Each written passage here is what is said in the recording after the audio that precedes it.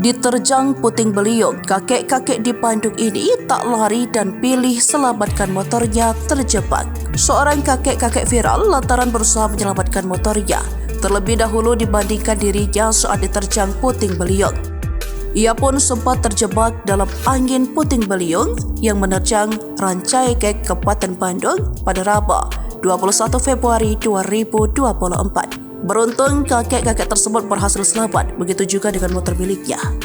Diketahui ketika angin puting beliung menerjang motor kakek tersebut jatuh, ia tampak berusaha membangunkannya kembali.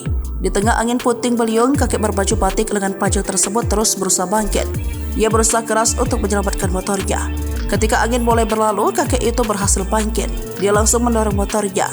Angin puting beliung menerjang wilayah Kecamatan Jatinangor, Kabupaten Sumedang dan Kecamatan Rancaikek, Kabupaten Bandung. 10 rumah di Dusun Mangunarga, Kecamatan Cibangkong, Kabupaten Sumedang bahkan rusak parah.